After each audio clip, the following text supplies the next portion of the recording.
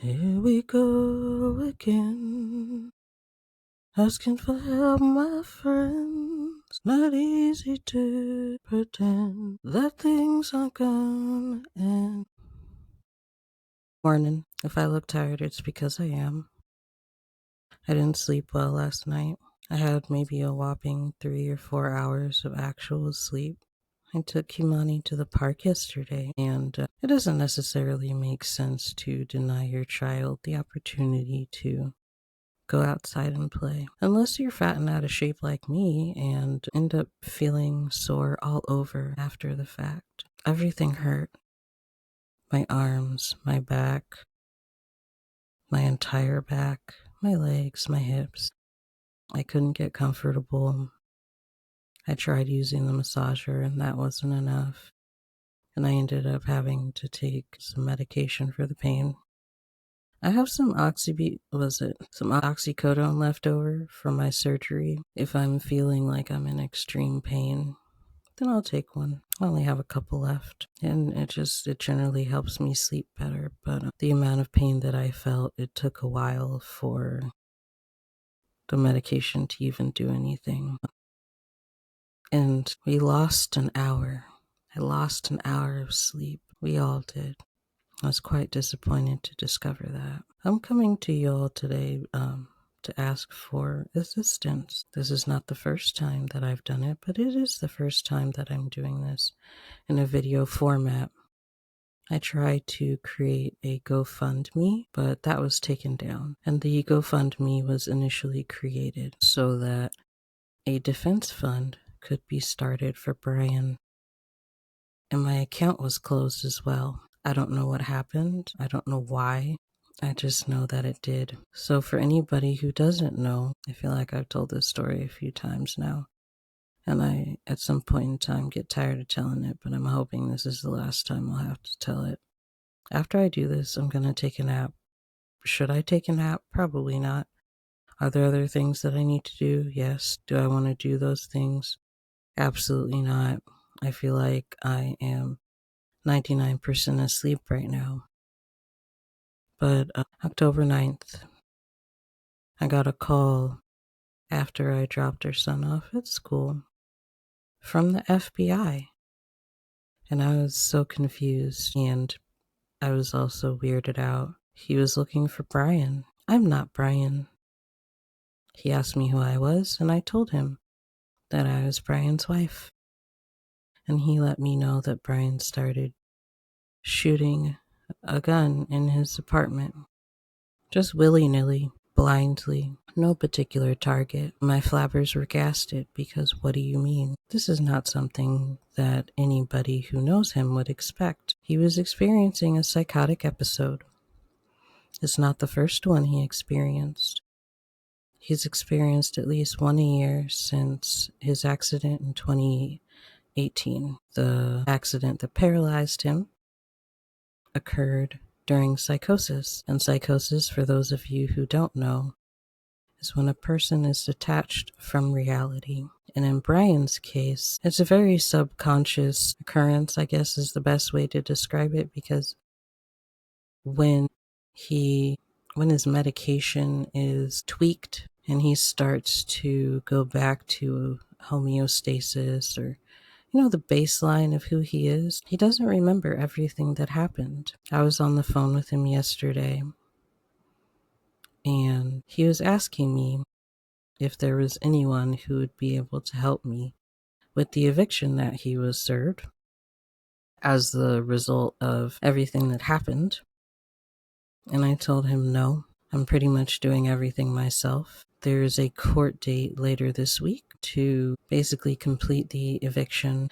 I wasn't given a specific date to have everything out by, but I'm not pressuring myself too much about it because none of this was expected at all. And when I called Brian after the FBI agent called me, and I asked Brian what he was doing. He told me that people had to knock before coming inside his home. And it sounded like he was paranoid because nobody is trying to come into your home unauthorized, sir. What are you talking about? But when I finally actually looked at the apartment, when they said he was shooting in all directions, they really meant he was shooting in all directions. And it was pretty jarring to see all the bullet holes. But yeah, he shot someone, and thankfully it wasn't fatal. She ended up going to the hospital to have surgery, and apparently he didn't know that because he immediately started praying, and it almost sounded like he was about to cry, but he's in jail, so he had to thug it out. Now, it is in my opinion that Brian needs a real attorney. That would be best. And so I'm here asking if people would like to contribute to a defense fund. And I am not getting my hopes up. I am just putting it out there because I feel like it needs to be put out there. Just asking. The one lawyer that I spoke to, I probably should speak to others, but I got good vibes off this particular lawyer. He said it's a $10,000 retainer. I managed to keep my jaw from dropping onto the floor. I asked if there was a payment plan, and he said there was. It's $5K down initially, and then it's $800 to $1K a month after that, something of that nature. So for those of you who are like, yeah, I want to contribute, but I don't exactly have thousands of dollars to just hand over at one time, there is that option. Brian has way too many family members and friends and people who know him for there to not be a possibility for people to contribute. He knows so many people that you probably wouldn't even have to contribute thousands of dollars if everyone were to band together, to be honest.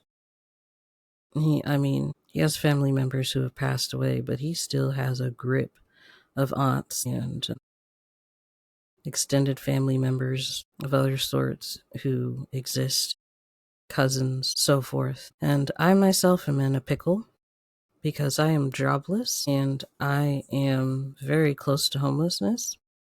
And I'm not being hyperbolic, I'm being very serious here when I say that. So Brian decided to he opened up new bank accounts because he wanted to get the bonus that they offer you, the little things that they send you in the mail. The caveat is that you have to have money direct deposited in there, and you have to have it direct deposited for a certain amount of time. Now, what he would do is he would transfer that money from those accounts into our joint account. Money is no longer direct deposited into our joint account, and the bank accounts that he opened were just for him. And so I need a banking power of attorney, or more so a financial power of attorney. But apparently it also needs to include language that's very specific to what it is that I want to do with the banking. And I don't have access to his wallet because it's in evidence. And I don't know why it has to be such a pain in the butt to retrieve his wallet, because that ain't got nothing to do with nothing. I don't have money. We're on a fixed income, disability payments. And half of that comes from Social Security, at least half of the money that he gets.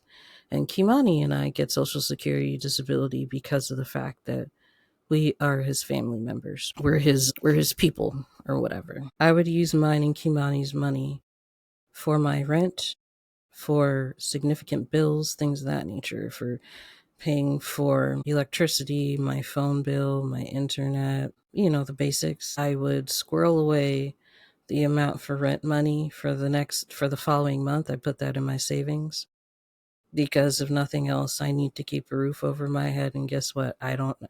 The other half of my income is in one of those accounts that I don't have access to. Okay. And I can't afford a lawyer. So if nothing else, if y'all could help me get a lawyer so that I could get those things done, even if you can't come up with enough money for a defense for Brian, I need help. And I also need a job. I had put a post out on Facebook letting people know that I was looking for a job, and I got paid dust. Like, someone sent me a ChatGPT list or whatever, copy paste thing about basically governmental assistance and other things of that nature. The government is shut down right now, and even so, that's not a solution. This is not the type of solution that I need, especially because of the fact that I'm still legally married to Brian, and he tends to make too much money in order for me to qualify for things. Since he's in jail, the money that he gets is going to be put on pause. The money that Kimani and I get is still going to be available, allegedly. Allegedly. And other than the fact that I feel like Brian needs appropriate defense for, when he goes to court and whatnot. His physical well-being is in question. He had a wound on his foot before he was arrested. When I saw him at his first court appearance, he didn't have anything on his feet. His wound was just exposed, and so I had to call the clinic and ask what the hell. I asked about footwear. Apparently they're offered sandals. They're like slides, and guess what? Slides will slide right off his feet, which is probably why he didn't have slides. And for some reason, they don't get socks, which is some of the dumbest stuff I've ever heard. Like, what do you mean? Stuff about this jail is just dumb. Okay? And can you guess what happened? Like maybe a week later, he had to go to the hospital because he developed cellulitis, which is an infection. His wound became infected.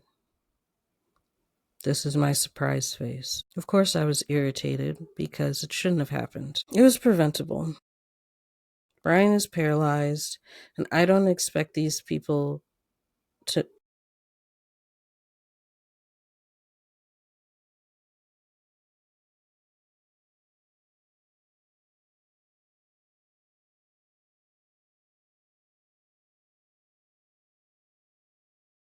My cat is making noises. She must see something out there. She is like purring, but it almost sounded like a bird noise. So he got an infection, right?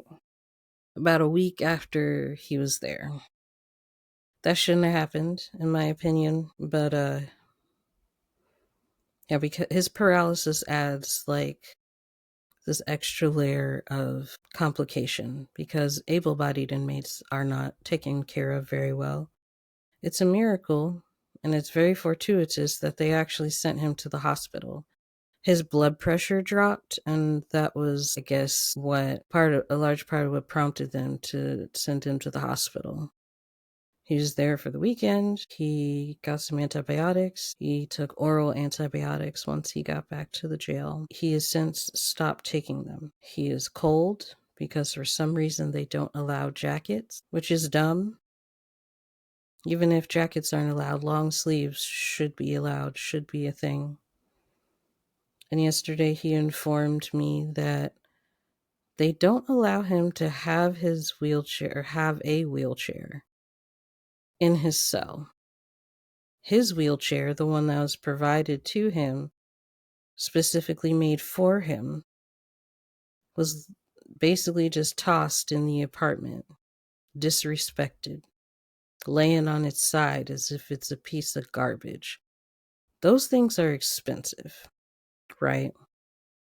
Now, the wheelchairs that are provided within facilities like a jail, a hospital, facilities like that, they're garbage. Them things are old.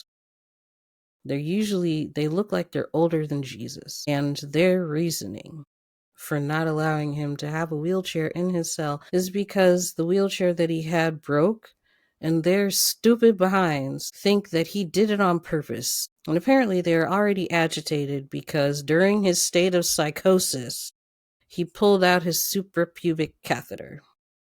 And for those of you who are like, what? The suprapubic catheter is basically a catheter that is placed through the abdomen directly into the bladder so that one may be able to not have to worry about straight cathing. Because for Brian, straight cathing has been a problem. He has had UTIs frequently.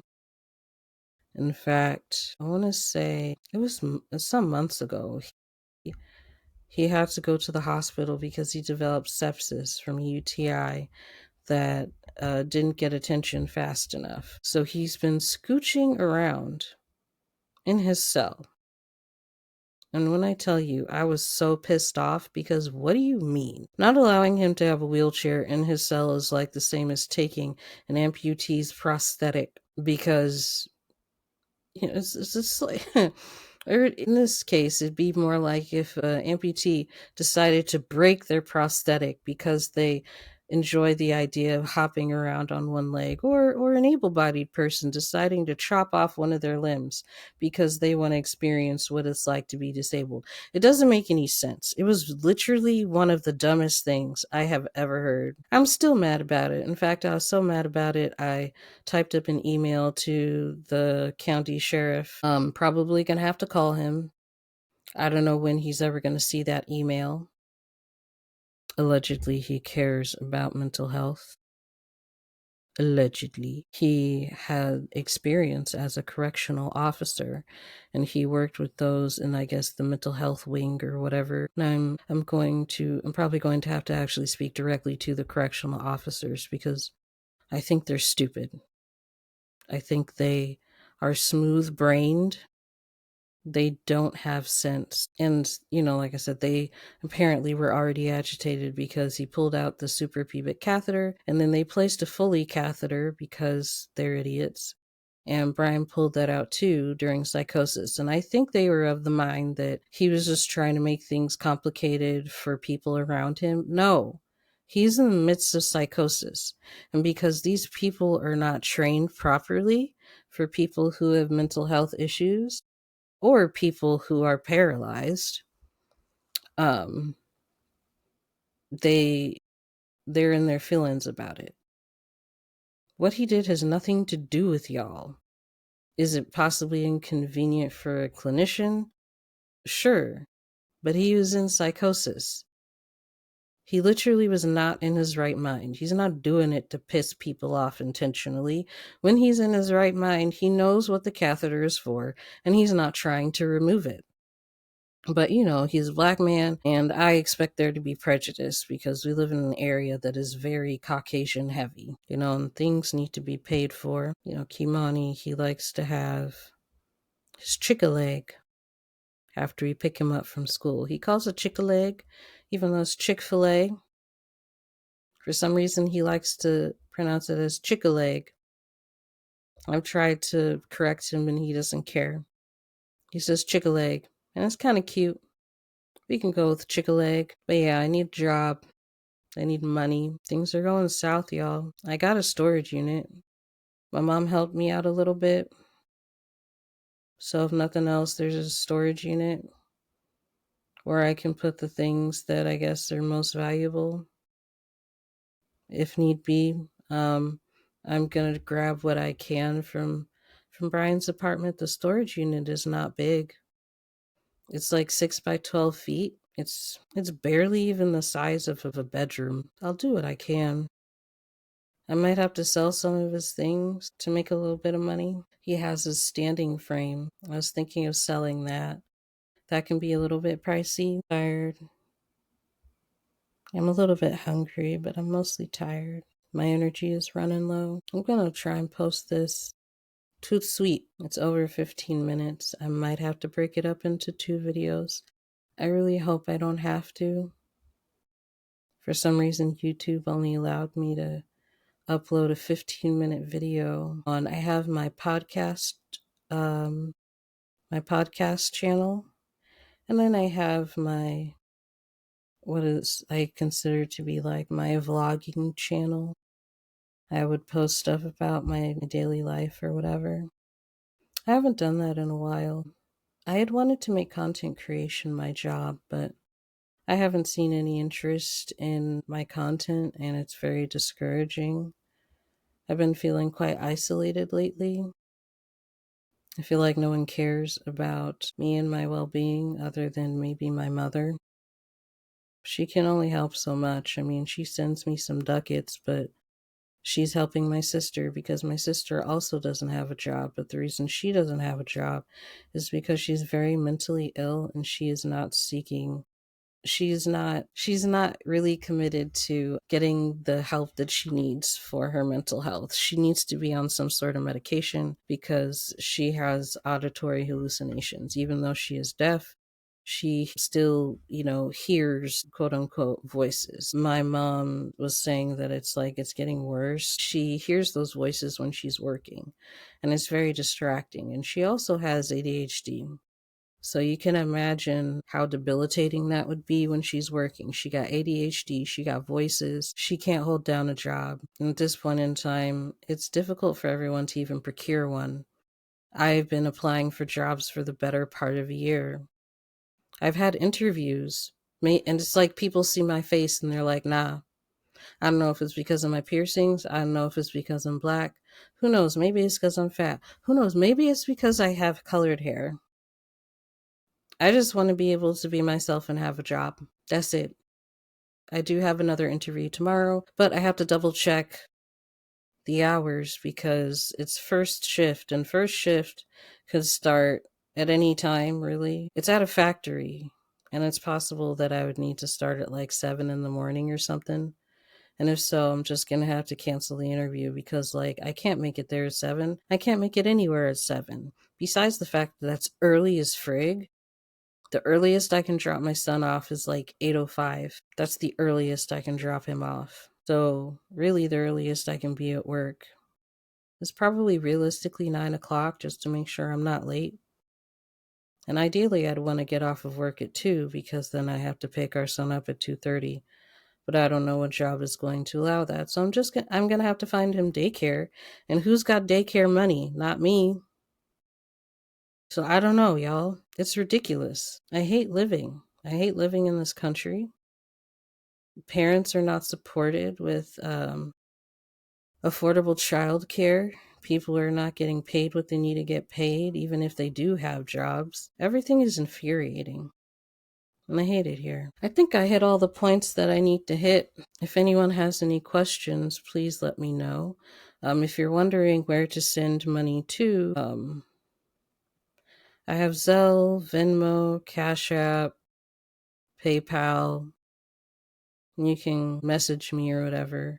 If you'd like that information, I might post it in the description.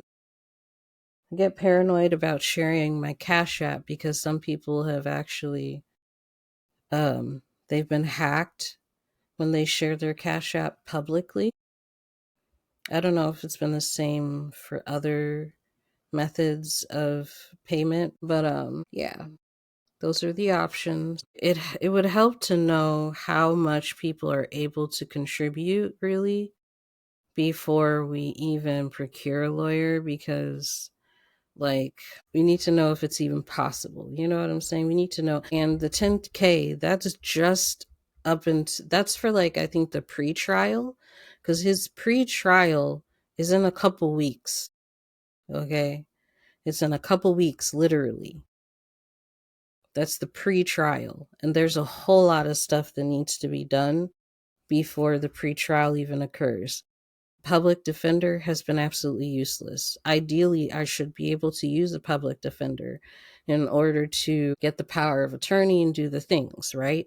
But public defenders are usually overwhelmed, and I also think they don't give a shit. They don't care. They don't care.